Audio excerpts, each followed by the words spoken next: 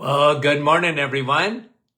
And once again, welcome to another live this morning. Hope you're having a wonderful start to your day. We certainly are. Have you had your coffee? I hope so. Okay. So let's say hello to a few dear friends here this morning. I think I'll be able to see the scroll. And let me see here who's going to be number one this morning. We should have this bet 365 or whatever. Lisa, I tell you, good for you. Kevin, right at the top. Brahim. Who would have bet that Lisa would be number one? Sandy, Fergus Falls, Minnesota. Lucille, you guys are always near the top. Andrea, Niagara Falls. Nativity, right up there. Rosalinda, not in the clouds this morning. Brahim says he's number one. Rosa, I can only report what I see, Brahim. Karen, Innisfil. Nick, there she is. Janice, how are you? Rita, good morning. Patricia from Florida, we love you dearly. Nellie, thanks for coming on. Hi, Cindy. And Lucille's on her second cup of coffee. I had two already, too. Brahim saying hi to Kevin. Frida, Tam, how are you? We love you guys. Melika from Stouffville. Janice is on with us this morning. And I'm going to say that was Lee. She put an emoji, but I couldn't see her name. Cheryl. West Virginia. Lorraine in British Columbia would be bright and early for sure. Thanks for getting up early for us. Maria and Lisa Marie and Sandy in Chilliwack, British Columbia. Lynn is in Aurora. Elaine, St. John's, Newfoundland. Marla, how are you? Gwen, good morning to you. Another Patricia. Danny Lay, Iron Bridge, how are you, my friend? Fran, how is you? From Orangeville, Rain Cloud, Michigan. Rita. Charlene from Summerland in British Columbia. Okay. And Eileen and Karen and Dennis in Norwich. Lori from Cambridge. And Norma in Texas. Mara, how are you? Shelley. Leslie from Niagara Falls. Donna. We love you guys. Thanks for coming on, guys. Hi, Marlene. And Dale. And Amber is in New Jersey. Thanks for coming on. We love you guys. Donna saying hello to Elaine. And guys are going back and forth. Yvonne in Petawawa. Okay, let me get to my chart I wanted to look at. I want to talk about this study here. Hold on. Here it is. Okay. This is out of the new research out of the University of California talking about disrupted microbiome. Okay. The disrupted microbiome. And, okay, so this is new research. And here are the headlines. Vegetable oils disrupt the gut. Okay? Disrupt the gut. And here's how they do it. Okay? So when I'm talking about vegetable oils, I talk about the Hateful Eight. Okay? Probably the number one of all the vegetables oils that is used more frequently than anything else, I think, from what I've read, is soybean. And then there's canola, Canada's gift to the world, canola oil. Sunflower oil, corn oil, safflower oil, grapeseed oil, margarine. Okay? Bad oils. Did I miss any? Did I miss any? The good fat, okay? We'll just go over it quickly. Butter, tallow, lard, palm oil, okay? A medium chain fatty acid, coconut oil, avocado oil. You can certainly use that. Olive oil. If you get a good olive oil, make sure it is pure olive oil, because apparently they're diluting it now and using some of these bad fats in there. My word. Okay? Anyway, this is very significant, guys, because what they're showing is not only, because I've said this to you many times, the problem with vegetable oils, man, did they ever couch that with a name, vegetable oils? Oh, must be good. Far from it. But the thing that I mentioned to you many, many a time is that these vegetable oils raise your omega-6. And where our ratio would be at one time, if you go back 50 years or so, it'd be about 3-to-1 omega-6 to omega-3 ratio. But now it's 20-to-1, 30-to-1, because people live on these oils. They're in everything. The salad dressings, the sauces, fried foods, crackers, pretzels, anything in the middle aisles of the grocery store. Even frozen foods use this oil. Most restaurants cook in this oil. McDonald's used to cook in lard. And then the oil police came around and made them change to cook it in vegetable oils, and I think they're using either canola or soybean. The problem with that, okay, and I used to tell you this all the time, is that it raises inflammation because of the ratio between omega-6 and omega-3. So we know that. But this is, we kind of thought, but research is showing, bearing it out, okay?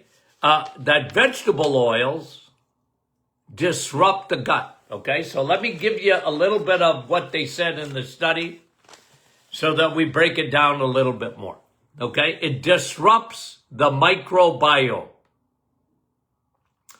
Very significant how dangerous that is, okay? So here's what they found. Vegetable oils, okay, disrupt the microbiome by killing the good guys. The beneficial microbiome is decreased.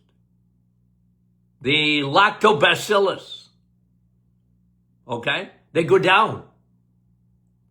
The reuteri, the rhamnosus, those are really important strains of microbiome, guys. You can't see them, but they're on your side.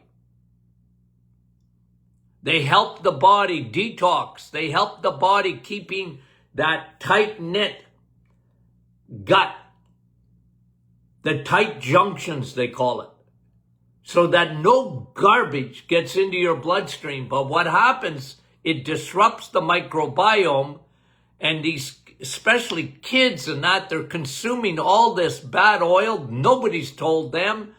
You know, the world has gone stupid with these oils that belong in your car. They actually poured this stuff. Okay, guys, I brought this to you 500 podcasts ago. Okay, that they actually use this oil to power a 747 plane. And it worked. You can put this oil, I get a headache, guys. Okay? It disrupts the microbiome. So the friendly bacteria, there's good, you know that in your gut. There's good, bad, and ugly in your gut. And that's all right.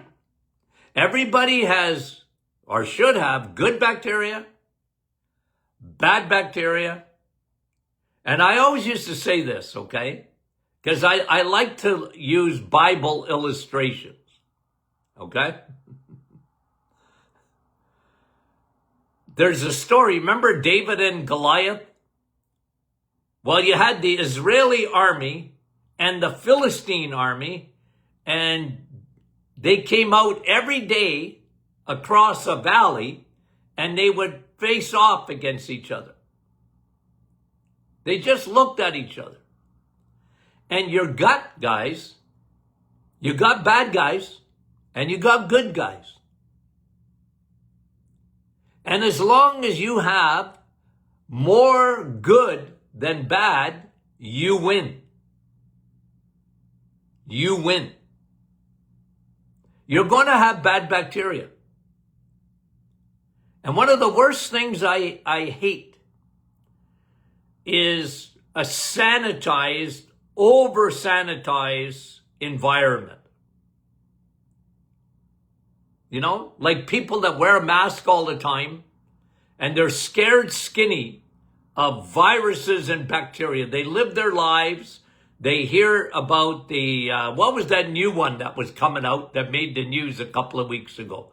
The Hanta virus? It drives me mental. And then it got killed by the Ebola. Every week there's a new bug out.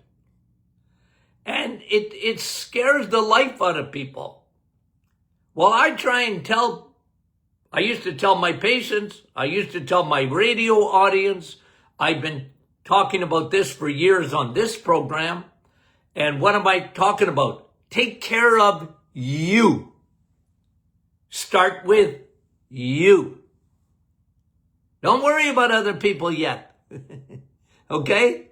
You're on an airplane and they tell you in the event that you need oxygen, the mask will fall from the ceiling. And then they tell you, put yours on first before you help anybody else. I like that. You're no good to no one if you pass out. Put your mask on first, then you can help. And when it comes to your microbiome, guys, when it comes to your immune system, take care of yourself first. Make sure that your microbiome is good. Make sure that your immune system is working. Make sure that your vitamin D levels are good, because if you don't have good levels of vitamin D, your immune system won't work properly. I don't care what you think. No. It don't work. Your T cells don't work without vitamin D. But a big part of your immune system is your microbiome.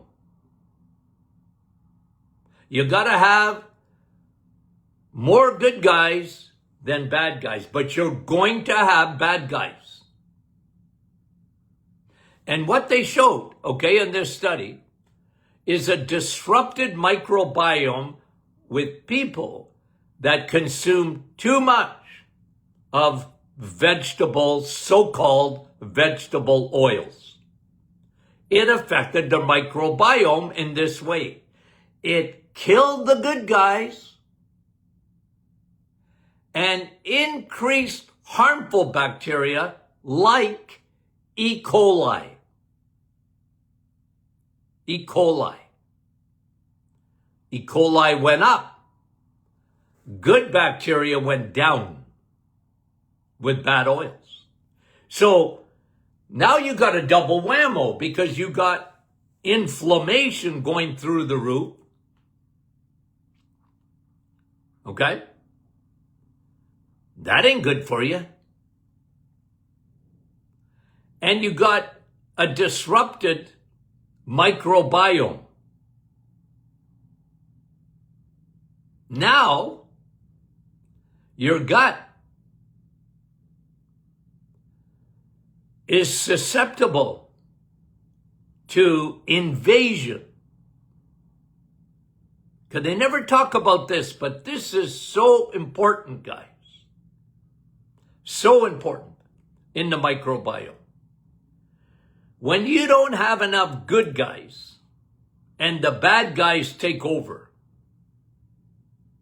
Now remember this. You take 5 days of a antibiotic. You wipe out all your good bacteria. It's gone. It's been carpet bombed. That sets you up, and I talked about this, it seems like 100 years ago. When I did my research on chronic fatigue syndrome, I talked about this, the disrupted gut, leaky gut.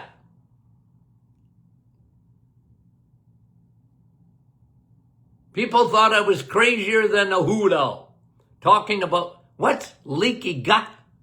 Well, you get a fungal infection. You get the invasion of the Trojan horse, yeast. Everybody has a little bit of yeast. But you don't want too much of it. Because what happens? It invades the body. Remember, if you don't have enough friendly bacteria, that the border, okay? You know me and my borders. You got a northern border on the north end of your body. It's in you call your blood-brain barrier. It's a border. And we never understood the blood-brain barrier. Like when I was in school, we knew it existed, but we never understood it. We never understood the between the gut and the brain, that border. You have a border. Guess what? It's made up of bacteria. And it doesn't want anything to come across it. Right? No garbage in your brain. It's protecting your brain. It's amazing. Except, what we know today is that when the southern border is invaded, okay, your gut, your blood-gut barrier, when that gets invaded because you don't have enough border guards there, your friendly bacteria has been disrupted and the bad guys take over, you get an invasion of yeast. And yeast gets into the bloodstream and then crosses the blood-brain barrier, the northern border, and it brings garbage into the brain.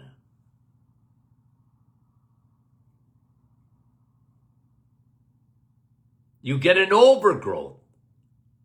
Not only of fungus, but of E. coli.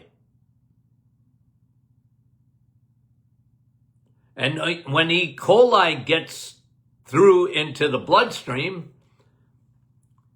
well, it can, if it's even in the gut, if E. coli there's not enough friendly bacteria, you can get diarrhea, you can get IBS, you can get IBD, inflammatory bowel disease.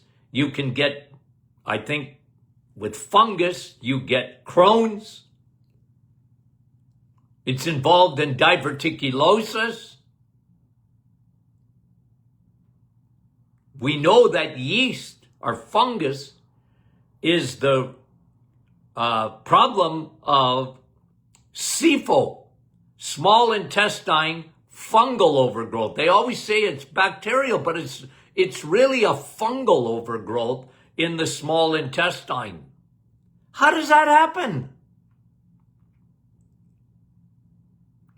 So And a lot of times autoimmune, listen to what I'm going to say for a minute, okay? So anyone with autoimmune, they came into my office, I used to show them they have a leaky gut. They have an overgrowth of fungus, and it can be displayed in different ways. And to be honest, I never saw an exception to it. From Graves, Hashimoto's on the thyroid, to skin, psoriasis, eczema, to Sjogren's, to MS, and I put Parkinson's up there too. Inflammatory bowel disease, ulcerative colitis, Crohn's in the gut, all leaky gut, all a disruption of the microbiome. So I'll give you a little history. Okay? I'll give you a little history.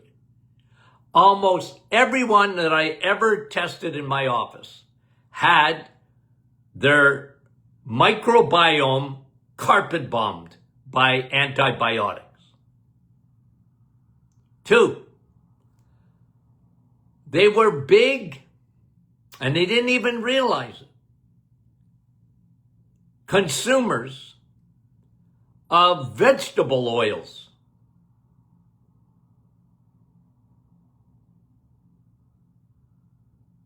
The Hateful Eight.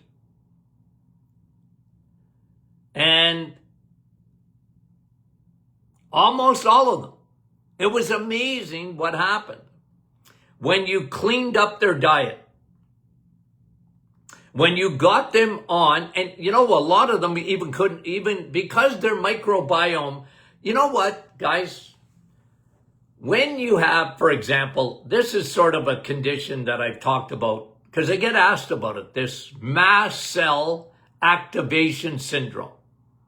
Okay? Mast cells, M-A-S-T. What is that? Well, they're white blood cells that release histamine. So why do we see today? I'm a why guy. Why today do we see, when I went to school, there was no such thing, okay? I'm going to tell you, I was born, or at least my grandchildren think, I was born in the days of Noah. Okay? I was born in the days of Noah. When I went to school, I never saw a puffer. Okay? In the 1950s, never. We could bring peanut butter to school. What would I have done without peanut butter?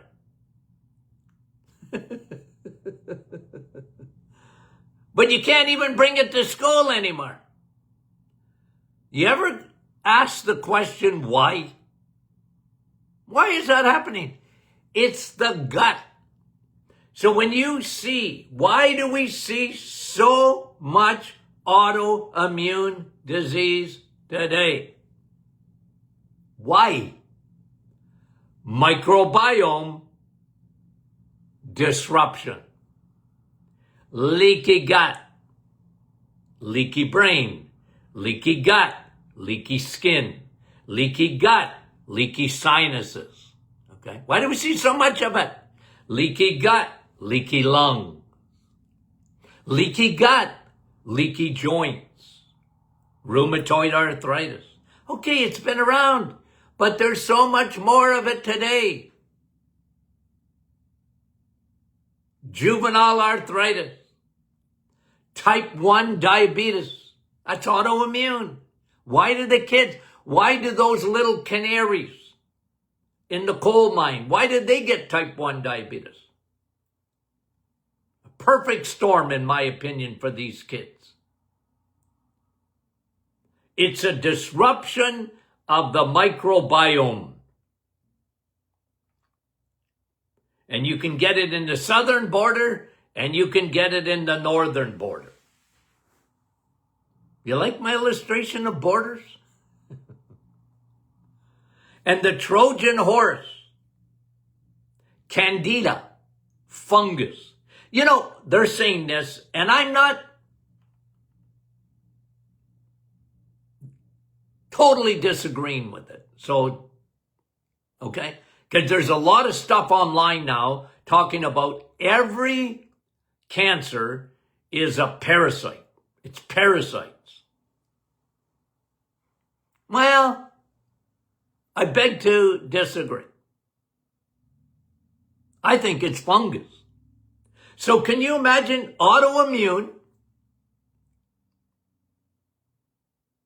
That's what they're saying here.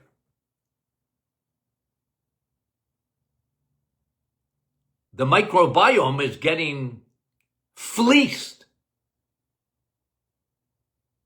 by this so-called vegetable oils.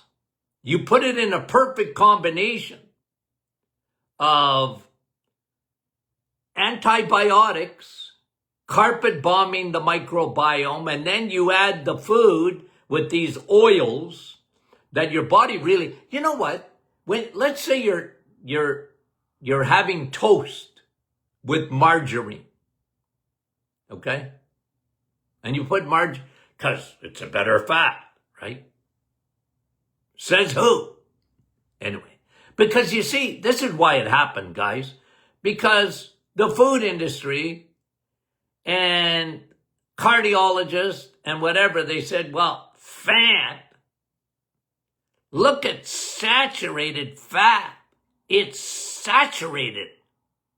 That gives you fat in your blood vessels. That gives you cholesterol. Thus, we must stop that. And let's change from butter to margarine. So now you're having margarine on your toast. You know, there's still people that do that. They have margarine. And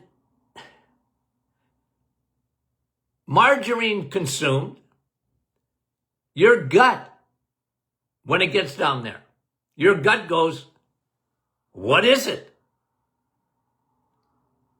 I wasn't designed for margarine. You're not fooling me, says your gut. You're damaging me. I don't know what you are. You're a foreign invader. I have no ability to break down this so-called oil.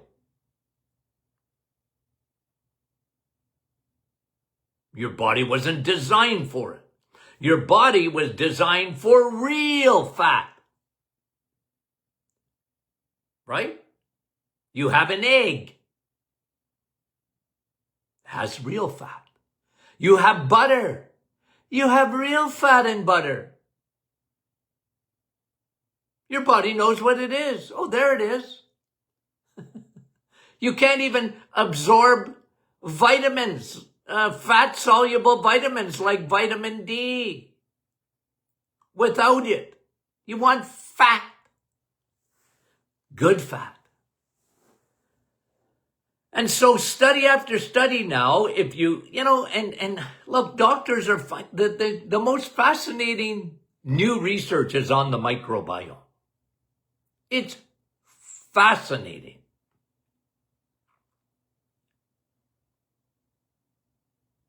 It's fascinating.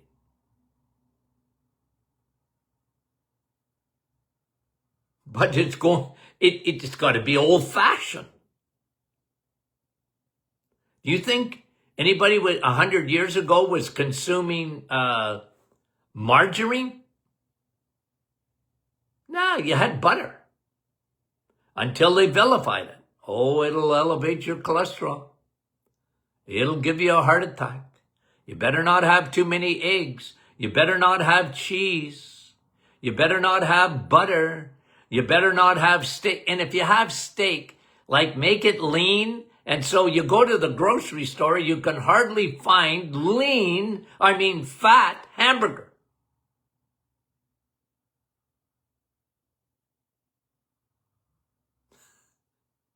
You got to ask the butcher for it.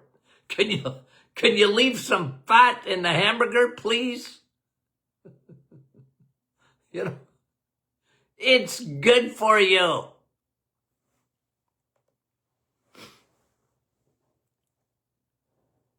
And by the way, okay, on this same study, they showed the microbiome, the good guys being disrupted and killed off. The bad guys thriving like E. coli. And by the way, you know what, ladies, generally will give you the bladder infection? Is E. coli sitting on top of yeast or fungus in your bladder. Fungus loves moisture. That's why it loves your sinuses. It loves your lungs. It loves your bladder. It loves that moist area. And now we did a whole runaround and I forgot to talk about cancer again. Oh. Hold on a minute. I'm pulling out my senior card. Because everybody, let me finish the point on cancer because I forgot it. I was going off on everything else. Okay, here's the point.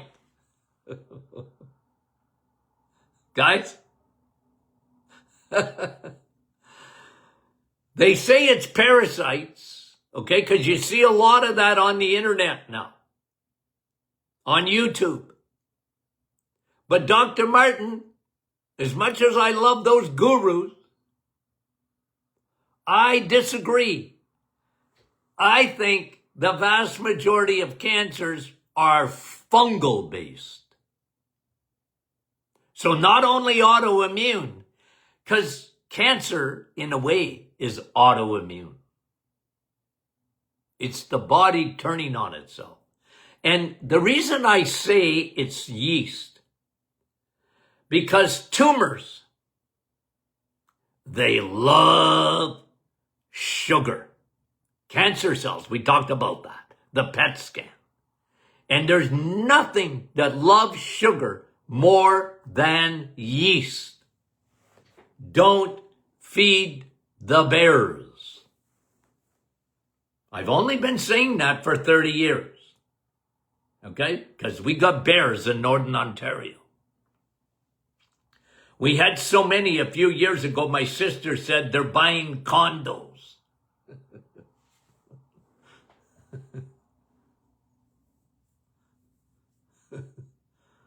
Okay? Don't feed them. Don't feed the yeast. They love sugar. Okay, I just thought I'd bring that study out. I got all excited, guys. You know what? Tomorrow is Q&A, right? Tomorrow's Q&A. Isn't that fun? Okay. So, send your questions in. I don't think it's too late. info@martinclinic.com. So that's tomorrow, Q&A. And we'll see how many we get because we might do Q&A Monday. We'll see how often I get off onto diatribes and I get off on tangents and I go down rabbit trails because I do that. And look at this morning. I almost never came back. Guys, when you get to my age, you better be able to laugh at yourself, okay? Because my wife laughs at me and I laugh at myself because, my word. Okay, guys. Okay, we love you and we'll talk to you soon.